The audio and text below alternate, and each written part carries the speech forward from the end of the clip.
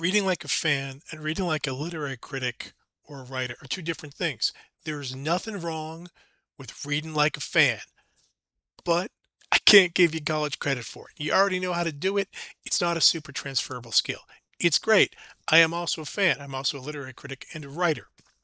Now, reading like a literary critic may not sound exciting to you. So let me go with reading like a writer. Neither one goes with you. Well, I can't give you college credit for fanning, for fanboying out and fangirling out. Fangirling out and fanboying out, great things to do, but not transferable skills. Let me talk about what the difference is here. Fan reading tends to work very hard to preserve the illusion of the fictive world, to paper over any weirdness or gaps or glitches. So there's a long tradition of fan criticism of Sherlock Holmes. They call themselves the Baker Street Irregulars, that sticks to the premise that all of this nonsense really happened, that Sherlock Holmes is a real person, he really did this, and they deny that Arthur Conan Doyle wrote this.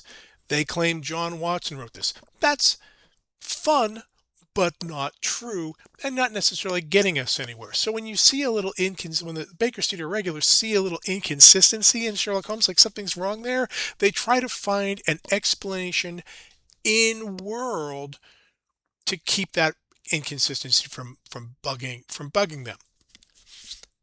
And that's a game, but it gets us further away from what's really happening. What's really happening is like Arthur Conan Doyle is writing this, and sometimes there were glitches, and we might learn something from that. Fan reading is also super interested in the lore, in all the background material. They want to tell you the mechanics of the magic. They want to know all the different stuff. That's all fine. But you'll notice the focus is on the fictive world and its integrity and not having any glitches in it. It's on having an uncritical experience where you don't see that it's a created thing.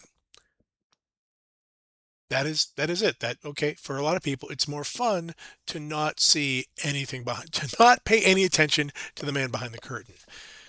If you want me to give you college credit, you got to pay attention to the man behind the curtain, who's often a woman behind the curtain, and what they are doing.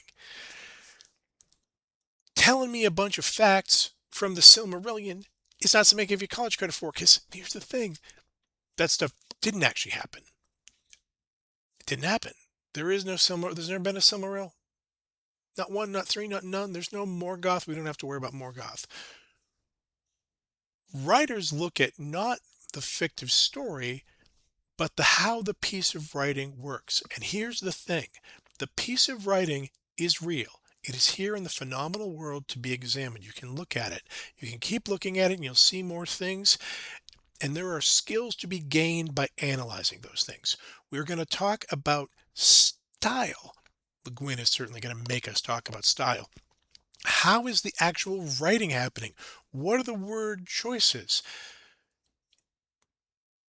Middle Earth is not real. Tolkien's prose style is a thing. We can look at that thing. There is structure. Books are organized in a way to create a certain kind of structure, to structure your experience. There are ways under the surface that are making things are repeating, things are echoing each other, there are patterns. You're meant to not quite be consciously aware of them till you want to get college credit. Then you better notice them. Or unless you want to write your own.